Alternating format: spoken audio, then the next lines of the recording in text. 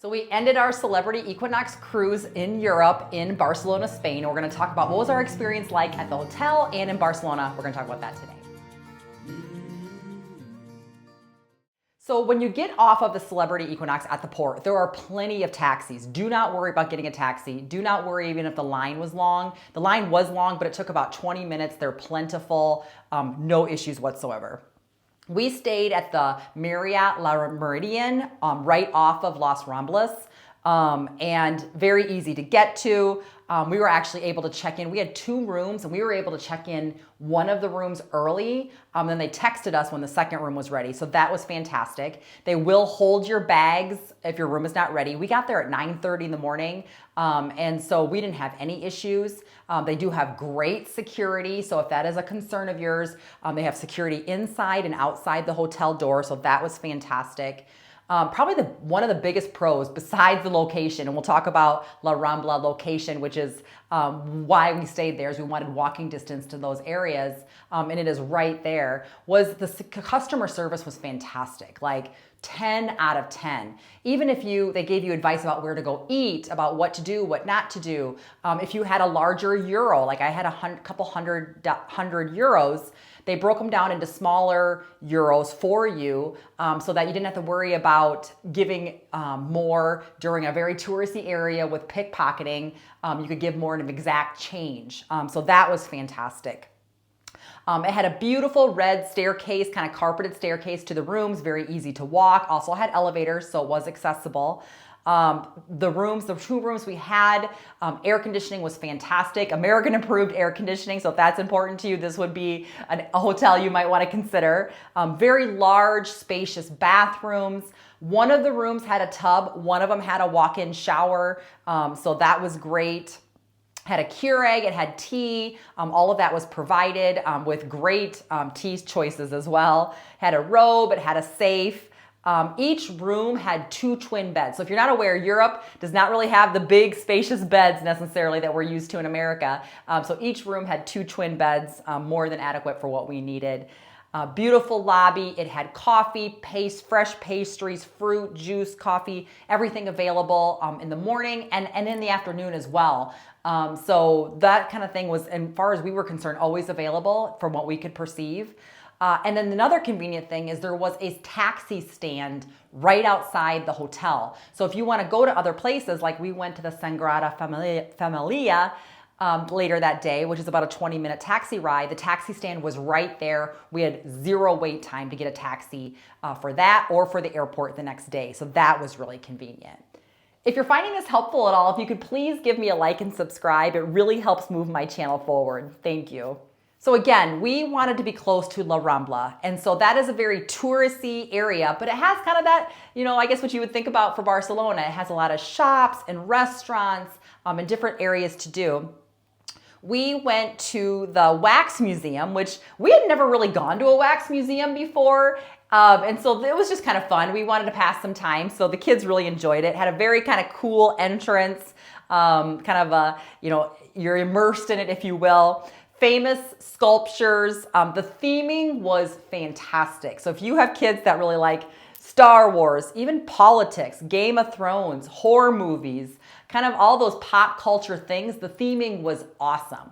It took about an hour and a half. It does have a charge. It was, I think, $100 for all 5 of us. So it was probably about $20 a person, I think maybe a little less. 100 US dollars, but really was kind of fun, walking distance. We actually enjoyed it. Is it Barcelona-ish? No, but we did enjoy that. But one thing that was very, very fun and was one of the highlights for my husband is they had this fresh, huge market.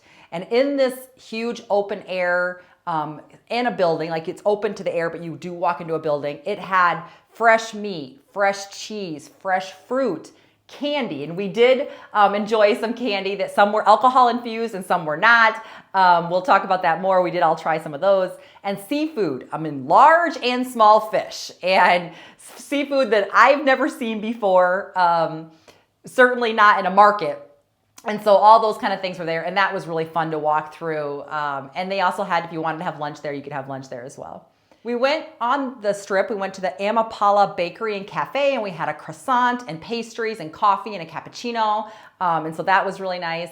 It did have a sky ride that you could get to that was very long, and it kind of went all the way across kind of the downtown city. We did not do that because we had a tour scheduled with the Sagrada Familia, and we did not want to miss our tour, so we did not have time for that. But that is definitely on our list the next time to do because we really thought it looked kind of neat. We did have lunch at Casa Guanart on Las Ramblas, and you can choose to sit at the bar where they'll make it fresh for you in front of that, or a table. We chose a table. We got the seafood paella, which was their specialty. I gave it a 7 out of 10. Jaden, my son, gave it an 8.5 out of 10. He really likes paella. The sea bass was really, really good and fresh as well. It was a small serving, but very, very good. But the highlight for us was the fresh sangria. It was amazing. We ordered it by the liter, and 10 out of 10, all three of us. I don't even really like sangria, but when you're in Barcelona, right, you got to try it. And so 10 out of 10, again, we paid for it by the liter. It was very inexpensive. I think it was like 20 euros for the liter, and very, very good. Pro tip, you can get the sangria to go in a to-go cup, and my kids did, and you're able to walk down the La Rambla strip and into the hotel with it. So in America, you're not allowed to do that, but in Barcelona, you can. So if that's something that of interest to you, that you want a homemade sangria, but you don't necessarily want to stop at the restaurant, you can stop there and grab that as well. Okay, we're still here in Barcelona, Spain at Casa Guanart, and we had the sangria, which we talked about, which was 10 out of 10. Now we were trying the seafood paella, and as you can tell, we did some damage to that. I would give it a 7 or 8 out of 10. It was definitely different. Real mussels, real seafood in there. Jaden, what would you give it at? I'm giving it a 8.5 out of 10. All right. JC, what'd you think of yours? I got the sea bass. It was good, but there's not that much that comes with it, so if you're really hungry, it's not the right thing to order. All right, so yeah, the sea bass was little, but she really liked it. Be aware of pickpockets. We didn't have any issues, but just be very aware. That area in particular is pretty known for it, and that's why the security is so high at the La Meridien Hotel, and they really caution on that, so keep that in mind. Then we ended the day with going to what we really wanted to see, was the Sagrada Familia Barcelona Cathedral. And it has nearly 3 million visitors a year. It's in the top 3 things to go see in Barcelona at all. So we really wanted to see that. We bought our tickets about a month and a half ahead of time. They recommend, at least a week or 2. It was sold out when we got there. People were trying to get tickets. It was very busy, and it was sold out for like the next 5 days while we were there. And we weren't even there at peak time. So definitely, if you want to see this, you have to buy your tickets ahead of time. It is the most popular, like I said, one of the most popular iconic sites in Barcelona, and it really is surreal. It's actually not completed yet. They've been working on this cathedral for more than 130 years, and that's awesome when you get the tour because you really get to hear about the history, and it's not completed yet, but it is slated to be completed in 2026 at the top of the tower. So really excited to go back and see that completion. But honestly, even in its unfinished state, it's stunning. It's absolutely stunning. It really is a must-see to see, in my opinion. It gives, on the outside in particular, the front and the back are very different, and it gives the stories of the church, of Jesus Christ, of when he was born, and of Mary. And again, the front and back are very different depending on the stage of life that it's in, according to the Bible. So one tower is dedicated just to Mary, to just the Virgin Mary. There are 4 towers in all, if you will. And again, the 3 facades are dedicated to the life and the teachings of Jesus.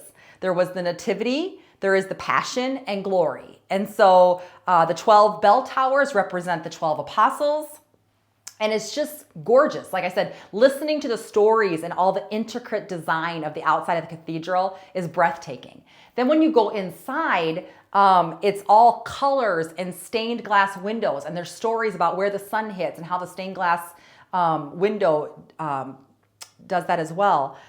So the front and the back, again, was kind of where Jesus was born, and then the crucifixion story on the back of the church, or vice versa. But I consider the front where we walked in. So again, we really enjoyed that. It was about an hour and a half tour, and that was fine for us. That was plenty of time. You do wear, just for your own information, some of these tours that I haven't talked about, but in this one in particular, you do wear what, like a headphone set. So your tour guide is talking to you through the headphone set.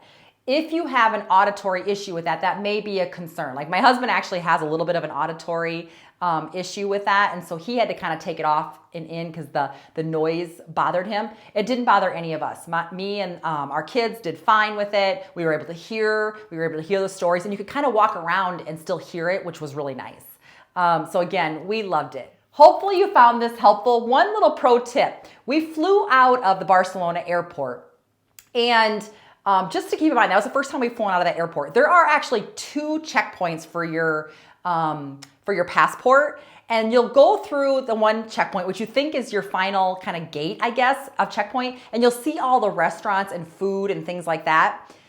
We wanted to go to our gate. I'm kind of that person who likes to go find our gate and then go back and get food. Well, there was a second checkpoint, at least in the flights that we were at. So this would not be the domestic in your Spain or in Europe flights. This would be if you're flying back to America. And we had to go through a second checkpoint.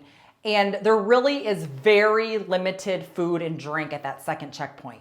So that was one thing. Pro tip: if you are flying back to America and you're at a time where you need food and drink, get your food and drink at that first checkpoint, and then keep in mind you need to have enough time to show your passport at the second gate to go to your actual gate of your flight. So that'd be just a pro tip if you're flying out of Barcelona airport as well. All right, Jaden's trying the sangria one now. So Jaden, what do you think?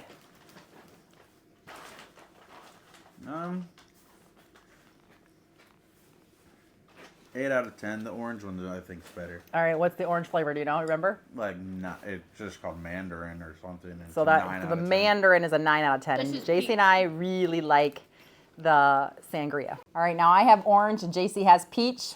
Those are liquor infused. We're gonna try those next.